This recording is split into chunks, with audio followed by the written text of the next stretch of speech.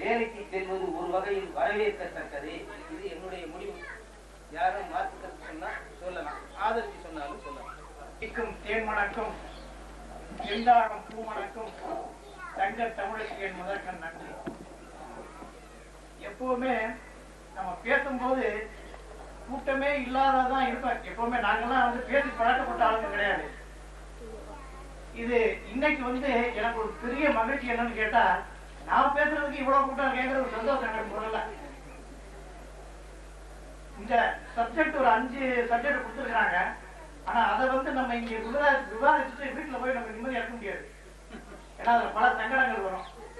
அதனால அதை பத்தி நம்ம பேச வேண்டாம். வேற எதையாவது பேசி உங்களுக்கு டைவர்ட் கொடுங்க கேட்டா, நான் இப்ப வந்து இது முடிஞ்ச பிறகு வந்திருக்கேன். என்னன்னு கேட்டா, இப்போ இந்த கை இருக்கு, இந்த கையில 5 விரல் இருக்கு. இந்த 5 விரலையும் நம்ம எதுக்கு உதாரணம் சொல்லுவோம்? எப்பவுமே ஒரு வேறுபட்ட கருத்துக்கள், மாறுபட்ட கருத்துக்கள் இருந்தா எல்லா விரலும் ஒன்னா இல்லை, அது வித்தியாசமா இருக்கு நம்ம எப்போ சொல்லுவோம். அதுக்கு தான் இதை வந்து உதாரணமா நம்ம சொல்றது அதுக்கு தான். ஆனா இதை வச்சு நான் உங்களுக்கு ஒரு சின்ன கதை. என்னன்னா, இந்த 5 விரல்ல வந்து ஒண்ணு, இது என்ன விரல்? இது கட்ட விரல். இந்த கட்ட விரல் என்ன சொல்லுது? இருக்க விரல்லையே நான் தான் தடி உண்டுங்குது, எனக்கு தான் ஸ்ட்ரென்த் அதிகங்குது. இந்த கட்ட விரல் அந்த மாதிரி சொல்லுது. இது அதனுடைய பெருமைய அங்க காமிச்சு பெருவிரல். அடுத்த விரல் பாக்குது. இது என்னடா கட்ட விரல் மட்டும் அப்படி பெருமையா சொல்லிக்கிற, நமக்கு உள்ள பெருமையை நம்ம சொல்லக்கூடாதுன்னு அடுத்த விரல் பாக்குது. அது என்ன விரல்? என்ன விரல் தெரியுமா உங்களுக்கு? ஆட்காட்டி விரல். இப்ப நீங்க இந்த கல்யாணத்துக்கு வர்றாங்க, இப்ப நமக்கு எல்லாம் இடம் தெரியும் வந்துடணும். இடம் தெரியாத ஒருத்தர் வராங்கன்னு வச்சுருங்க, அவங்க வந்து என்ன பண்ணணும், பஸ் விட்டு இறங்கினோடனே இந்த மாதிரி இந்த கண்ணப்பண்ணனுக்கு அந்த ராஜேஸ்வரி கல்யாண வீட்டுக்கு போகணும்னு கேட்கறாங்கன்னு வச்சுங்க. விழாத்தை கேட்கணும் என்ன சொல்றாங்க? சொல்றவங்க நேர போய் இந்த பக்கம் திரும்பி போனா அவங்க இவருக்கு காமிக்கிறது இந்த விரல் தான். ஆக இந்த ஆட்காட்டி விரல் என்ன சொல்லுது? எனக்கு தான் அந்த பெருமை இருக்கு, வழிகாட்டுறது நான் தான் இருக்குது, அது அந்த பெருமையை சொல்லுது. அதுக்கு அடுத்த விரல் பாக்குது, அது வந்து நடுவிரல். அது இருக்கிறதுல என்ன சொல்லுது? இப்படி வச்சு பார்க்கும்போது அதான் உயரமா இருக்கு. அது என்ன சொல்லுது? நான் தான் பெரியவன். அதுக்கு அடுத்த விரல் பாக்குது, நீங்க இப்ப மாப்பிள்ளைக்கு வயர மோதிரம் போடுறீங்க கல்யாணத்துல, அது உங்களுக்கு வந்து பெருமை. அந்த வயர மோதிரத்தை எங்க கொண்ட போறீங்க? அடுத்தது இந்த மோதிர விரல், அது அதனுடைய பெருமையை சொல்லுது. இது எல்லாம் பெருமையை சொன்ன பிறகு இந்த சுண்டு விரலுக்கு சொல்றதுக்கு ஒண்ணுமே கிடையாது. இது ஓன்னு அழுகுது. அழுதுட்டு என்ன பண்றது? நேர கடவுள்கிட்ட போகுது. கடவுள்கிட்ட போய் இந்த மாதிரி மற்ற விரல்லாம் அது பெருமையை சொல்லி சொல்லுது, எனக்கு ஒரு பெருமையுமே இல்லைன்னு சொல்லி ஒவ்வொரு அழுதோன்னா அந்த கடவுள் மனம் இறங்கி அது இங்க வா அப்படின்னு கூப்பிட்டு ஒரு ரகசியத்தை கடவுள் சொல்றாரு, நீ போ அப்படின்னு சொல்லி இந்த ரகசியத்தை சொன்ன பிறகு அது வேகமா வருது. வந்து என்ன சொல்லுது? இப்ப நம்ம வந்து கல்யாணம் முடிஞ்ச உடனே மாப்பிள்ளையும் பொண்ணையும் நம்ம என்ன பண்றோம்? சுத்தியாட்டு நம்ம வந்து எல்லாருக்கும் நீங்க வந்து கும்பிடுன்னு சொல்லி நம்ம ஒரு சாஸ்திரத்தை வச்சிருக்கோம். அது என்ன பண்ணுறது? இப்படி கும்பிட்டு வராங்க. இப்படி கும்பிடுறது வேற, அது இருக்கு. அது ஓட்டு வாங்குறதுக்கு அது ஒரு கும்பிடுது. அது ஓட்டு வாங்குறதுக்கு அந்த கும்பிடு தான். கல்யாணம் முடிஞ்சு மணப்பெண்ணும் மாப்பிள்ளையும் வராது இந்த கும்பிடு தான். அப்படி கும்பிட்டு சாமி கூட நீங்க கோயிலுக்கு போய் சாமி கும்பிடுறீங்க. அப்ப எது நிக்கிறது? முன்னாடி குண்டு வரதான் நிக்கிறது. இதை வந்து சொல்லி இந்த எல்லா பெருமையும் அடிபட்டு போகுது. ஏன் இந்த உதாரணத்தை நான் உங்களுக்கு சொல்றேன்னு கேட்டா, இந்த திருமணத்தை இது என்ன ஒண்ணு நல்ல வந்து வேடிக்கைக்கு சொல்றதுல இது ஒரு பெரிய கதை இருக்கு.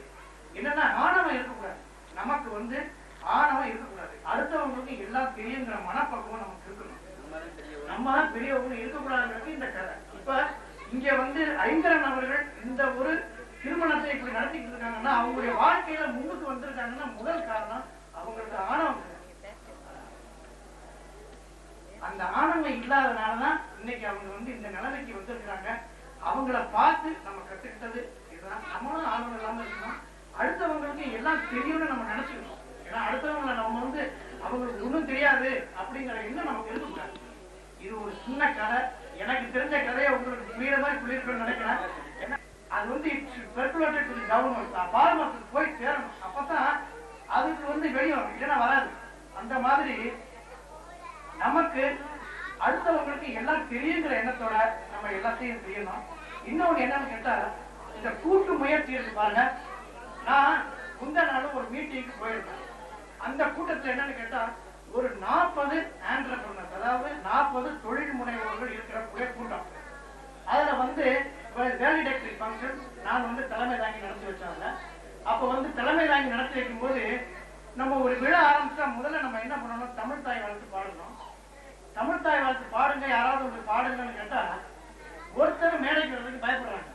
பாடுறதுக்கு என்னன்னு கேட்டா எல்லாருக்கும் பாட தெரியும், ஆனா அந்த மேடை பயம். நம்ம எப்படி பாடுறது, ஏன்னா ஒரு வரி தெரியும், அடுத்தது தெரியாது. போய் நின்றுக்கிட்டாங்க, போய் சங்கடப்பட்டுக்கிட்டு பாராமணும்னா அதிகமா போயிருக்கணும், வரமாட்டாங்க.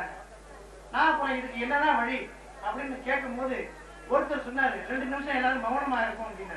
நாங்க 2 நிமிஷமா மௌனமா இருக்கிறது தமிழ் தாய் வாழ்த்து இல்ல, அது வேற ஒரு இதுக்கு மௌனமா இருக்கிறது. நீங்க இதுக்கு ஏதாவது ஒரு வழி சொல்லி பாடித்தான் ஆகணும் அப்படின்னு ஒரு கட்டாயப்படுத்தி கமிட்மெண்டா கொடுத்த உடனே அவங்க உடனே ஒரு இம்மிடியேட்டா டிசிஷன் என்ன எடுத்தாங்கன்னு கேட்டா, நம்ம எல்லாரும் சேர்ந்து பாடுவோம் அப்படின்னாங்க, கோரஸா பாடுவோம் அப்படின்னாங்க, குரூப்பா.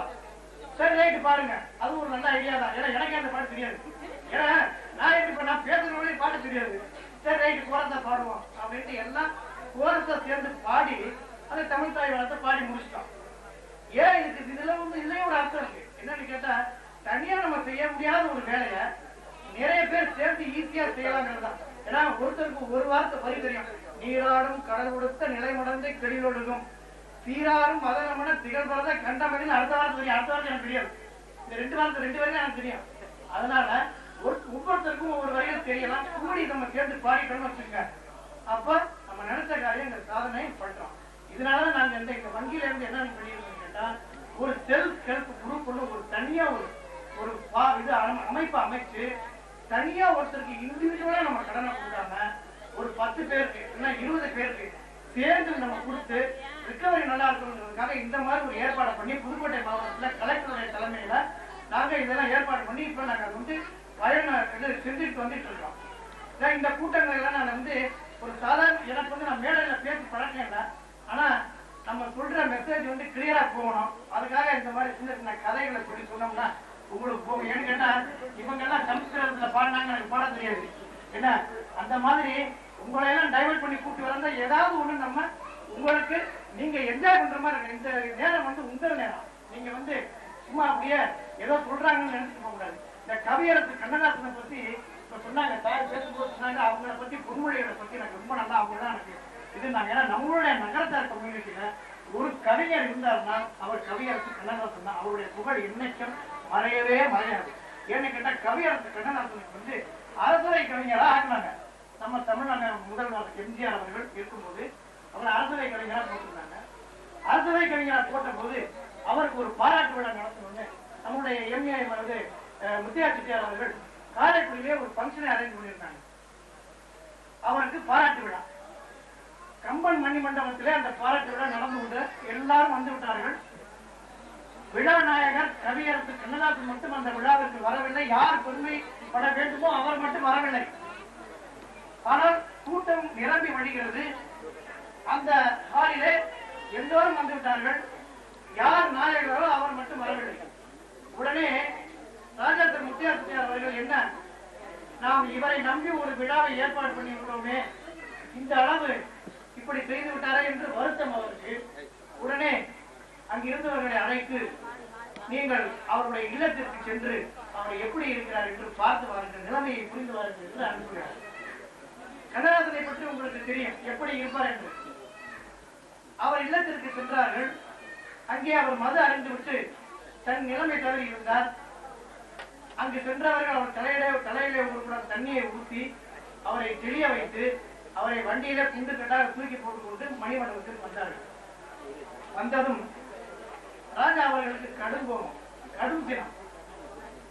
நம்முடைய நகரத்தார் கம்யூனிட்டியில நீ ஒருவன் தான் இருக்கிற, உனக்கு ஒரு பாராட்டு விழா எதற்கு என்று எப்படி திட்டணுமோ அப்படி எல்லாம் திட்டிவிட்டார். இருந்தாலும் கண்ணதாசன் மனம் இறங்கவில்லை. மேடைக்கு பின்னாடி கூட்டிக் கொண்டு போய் திட்டி, மேடைக்கு முன்னாடி திட்டக்கூடாதுங்களா, பின்னாடி அழைத்து கொண்டு போய் திட்டி முன்னாடி அழைத்து வருகிறார். அப்பொழுது அவருடைய கையை பிடித்திருக்கிறார். யாரு? கவியரசு. நாளை முதல் குடிக்க மாட்டேன் சத்தியமடி தங்கம். எங்க நாளை முதல் குடிக்க மாட்டேன் சத்தியமணி தங்க ராஜா நான் குடிச்சிட்டேன் திட்டினாங்க. அதுக்காக இந்த சத்தியத்தை நான் வந்து ராஜா சொல்றேன். நாளை முதல் குடிக்க மாட்டேன் சத்தியமணி தங்கன்னு ஒரே கை அதிர்வு அந்த மண்டபம். இந்த கை ஓசையெல்லாம் நின்றுச்சு. நின்ற உடனே அடுத்த வரை பாடணும்ல, ராத்திரிக்கு தூங்க வேணும் ஊத்திக்கிறேன் கொஞ்சம். இது நீதி என்ற சினிமா படத்திற்காக எழுதிய பாட்டு. இந்த பாட்டை எழுதி வாங்குவதற்காக நடிகர் பாலாஜி அவர்கள் கூடவே வந்திருக்கிறார்கள். இது இந்த நிகழ்ச்சிக்காக பாடிய பாட்டு அல்ல, இது திரைப்படத்திற்காக எழுதிய பாட்டு.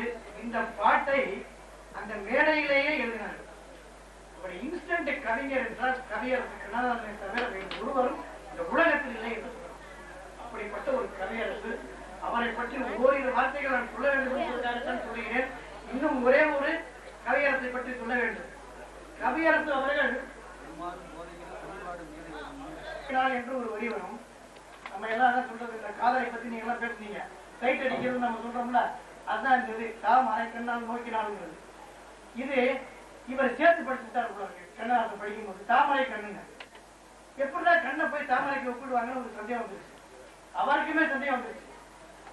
அவர் என்ன பண்ணாரு, இது யார்கிட்ட போய் கேட்டா நிவர்த்தி பண்ணுவாங்கன்னு யோசிக்கும் போது நம்முடைய கிருபானந்த வாரியார் அவர்களை பற்றி ஞாபகம் வந்து கிருபானந்த வாரியார்ட்ட போயிருக்காங்க.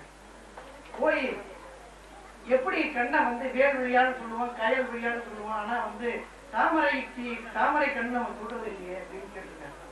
அப்பதான் சொன்னாரு, யானைக்கு அடி சொல்றான், நீங்க வந்து படிக்கும் போது சேர்த்து படிச்சுட்டீங்க, அதை தாம் அரை கண்ணு பிரிச்சு படிக்கலாம் அப்படின்னு சொல்லிடுறாரு. இது வந்து சாதாரண விஷயம். நம்ம வந்து விட்டுறோம், படிக்கும் போது சேர்த்து. இதான் கம்யூனிகேஷன் கேப். இப்போ நம்ம வந்து கும்பல வச்சுட்டு வச்சுருங்க, நான் போய் என்ன செய்வேன், நேரம் எனக்கு தெரிஞ்சு தெரியாது, கையை காமிச்சு கத்திரிக்காது அந்த காயை கொடுக்கணும் நம்ம கேட்போம். இது வந்து நம்ம கேட்கும் போது 500 ரூபாய்க்கு ஒசாவான்னு கேட்கணும். இது மாத்தி 500 ரூபாய்க்கு இசாவான்னு கேட்டோம்னு வச்சுக்க, அர்த்தம் மாறி போயிடும்.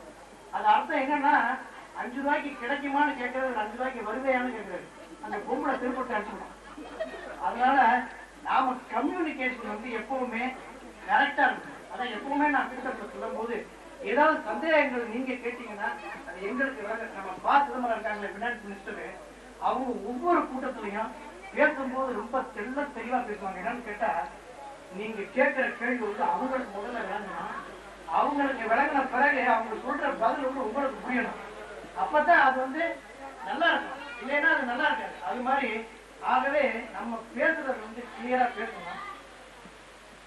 அதுதான் எனக்கு தெரிஞ்சது. இதுதான் எனக்கு கொஞ்சம் நீங்க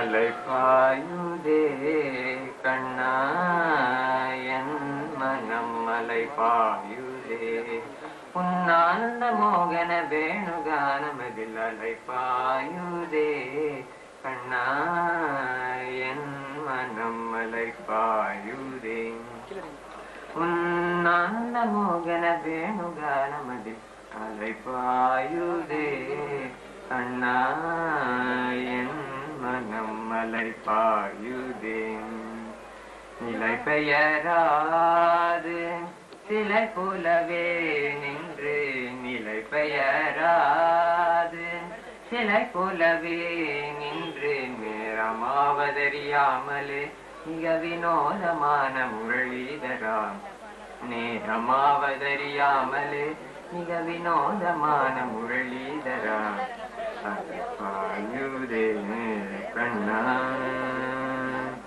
என் மனம் அலைபாயுதே உன்னானந்த மோகன வேணுகானமதில் அலைபாயுதே கண்ணா என் மனம் அலைபாயுதே தெளிந்த நிலவு பட்ட பகல் போலேரியுதே திக்கை நோக்கி என் உருவம் நேரியுதே அணிந்த ஒன்றேணுகானம் காதல் வருகுதே அணிந்த ஒன்றேணுகானம் காதில் வருகுதே கண்கள் சொருகி ஒருவிதமாய் வருகுதே கண்கள் சொருகி ஒருவிதமாய் வருகுதே மனத்தில் உறுத்தி பதத்தை எனக்கு அளித்து மகிழ்த்தவா ஒரு தனித்த வனத்தில் அனைத்து எனக்கு உணர்ச்சி கொடுத்து முகிழ்த்தவா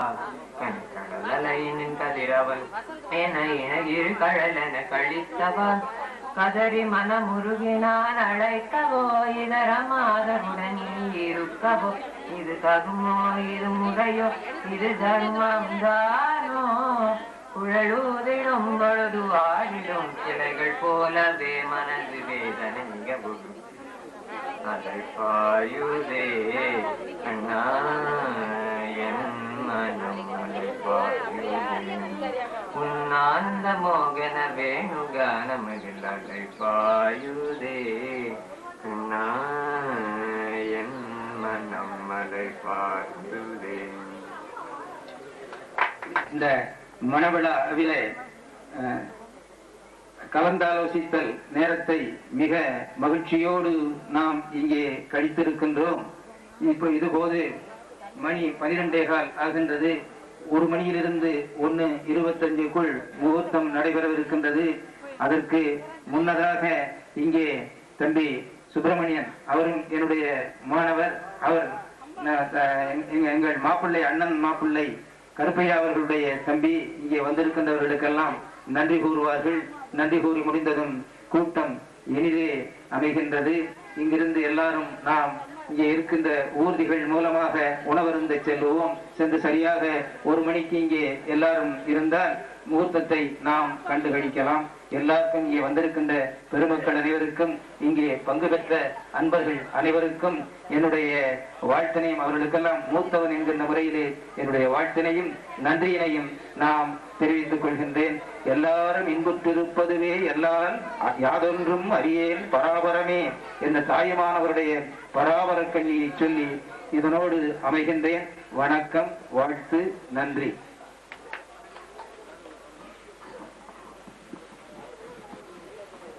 இங்கு வந்திருக்கும் உங்கள் அனைவருக்கும் பெண் வீட்டார் சார்பாகவும் மாப்பிள்ளை வீட்டார் சார்பாகவும் முதற்கண் வணக்கத்தை தெரிவித்துக் கொள்கிறேன். சற்று நேரத்துக்கு முன்பாக அண்ணன் முத்துராமன் அவர்கள் என்னை அணுகி, மாப்பிள்ளை வீட்டார் நாங்கள் வரவேற்பு உரையை துவக்கி வைத்தோம், பெண் வீட்டாராகிய உங்கள் பணி நன்றி நவிழ்தல் என்று சொன்னார்கள். அதை எனது சகோதரர் திரு கருப்பையா அவர்கள் செய்வதற்கு பதிலாக என்னிடத்தில் அந்த பணியை சமர்த்து விட்டார்கள். காரணம், அவர்களுக்கு பல வேலை இருந்தாலும் நாம் இங்கு வரும்பொழுது இந்த வீட்டின் வெளியே எட்டி பார்க்கும் பொழுது மிகவும் அச்சமாக இருந்தது. அதற்கு 2 காரணங்கள். இந்த மேடையிலே அமர்ந்திருக்கும் பேராசிரியர்களும் ஆசிரியர்களும் நான் 25 ஆண்டுகளுக்கு முன்னால் இந்த மண்ணில் விசாலாட்சி வித்தியாசாலையிலும் சாயிராம் உயர்நிலைப்பள்ளியிலும் படித்த போது என்னுடைய ஆசிரியர் பெருந்தகைகள் என்ற ஒரு அச்சம். ஏன்னா நான் அந்த வகுப்பறையிலே அவர்களுக்கு அதிகமாக பயந்தேன்.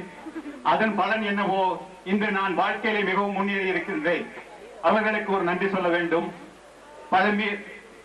பல காலகட்டங்களிலும் பல நிகழ்ச்சிகளிலும் அவர்கள் உரையாற்றி இருக்கிறார்கள்.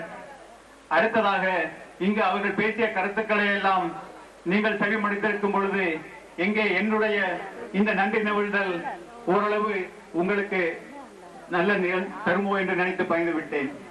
இருந்தாலும் நன்றி என்ற ஒரு வார்த்தையோடு நான் முடித்துக் கொள்வதற்கு பதிலாக பல இந்த மதிய உணவு வேளையிலும் எனக்காக நீங்கள் பொறுத்திருந்து ஒரு சில கருத்துக்களை நான் இங்கு குறிப்பிட விரும்புகிறேன்.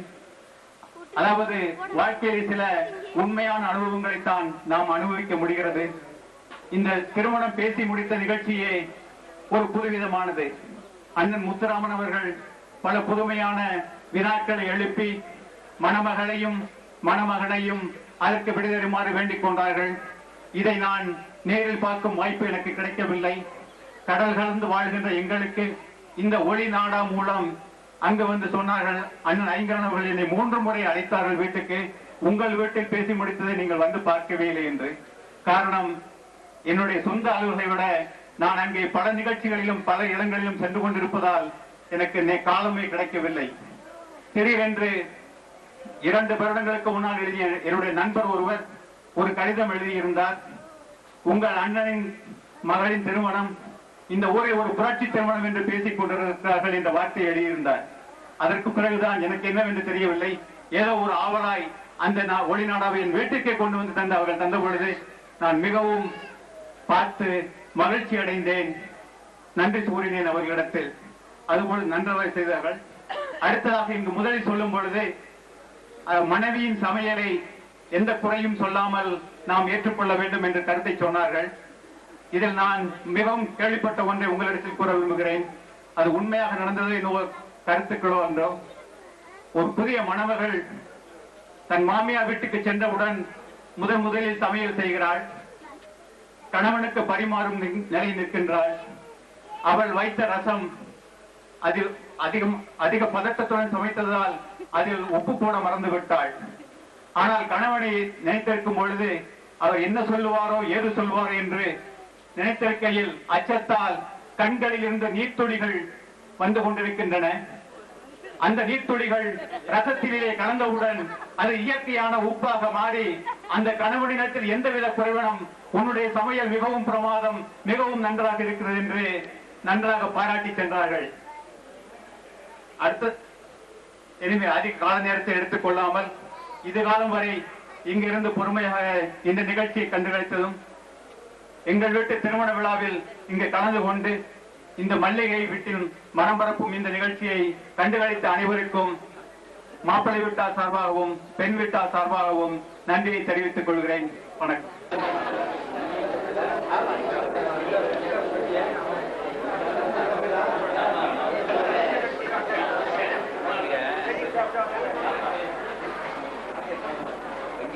ஆமா, இங்கே செட்டில்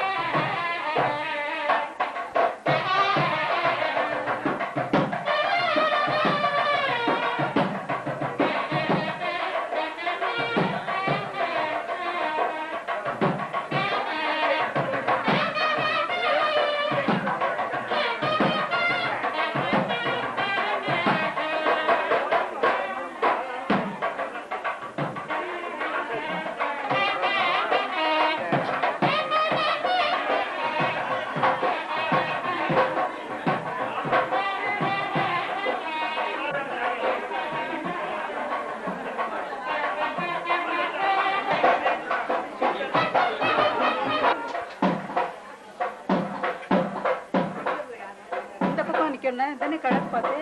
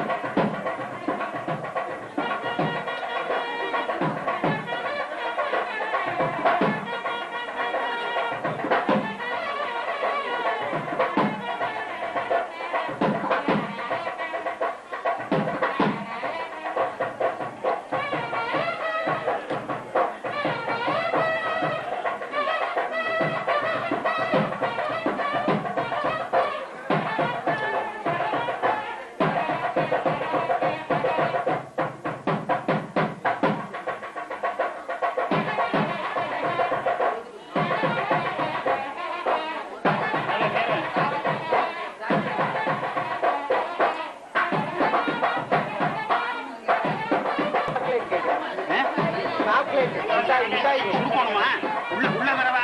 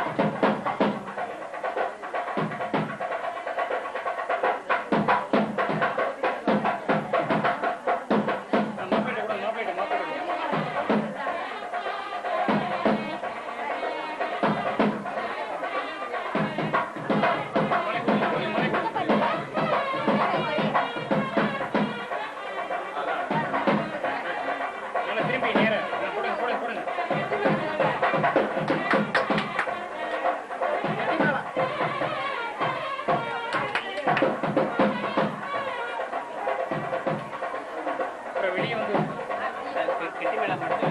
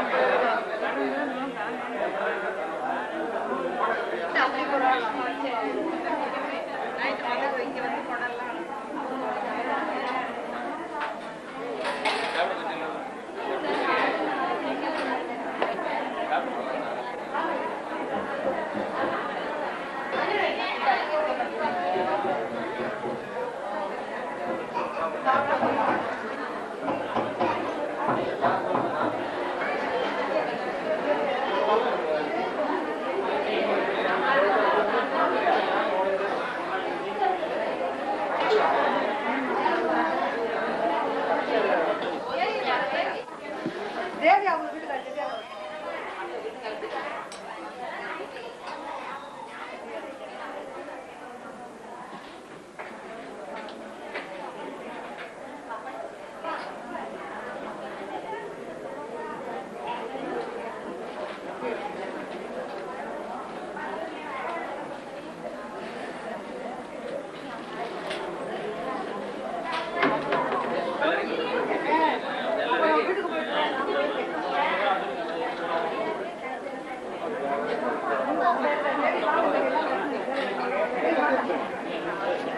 வாங்க நம்மளாம் ஒரு குரூப் எடுத்துருவோம்.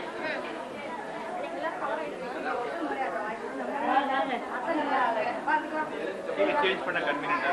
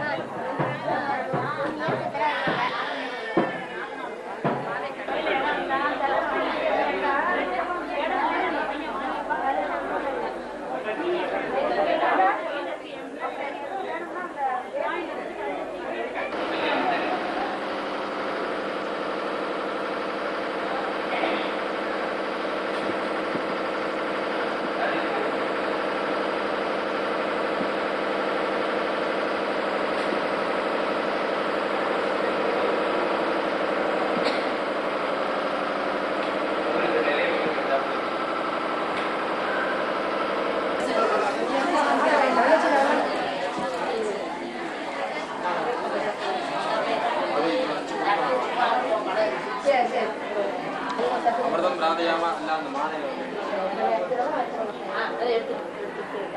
வேற யாரும் மனவரை இருந்தா வரது தார வாக்கு அப்பா அம்மா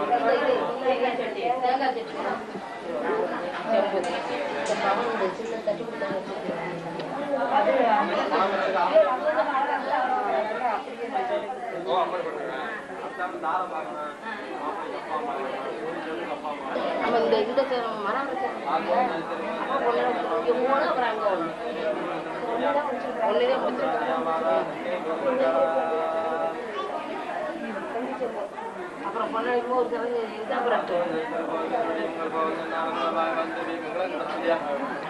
நாங்க போயிட்டு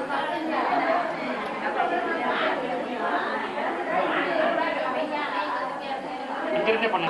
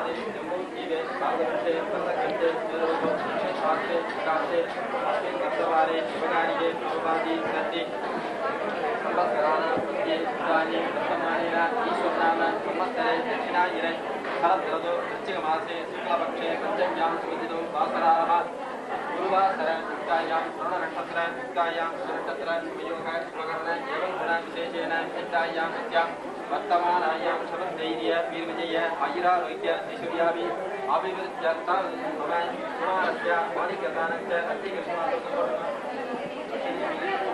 कुमार्याः माणिक्यदानश्च अङ्गीकृष्णवः भैया पेरे அப்பா பேரு உங்க பேரு மூணு பேரும் சொல்லுங்க பரிஷா பாட்னா குமார குமார் குமார்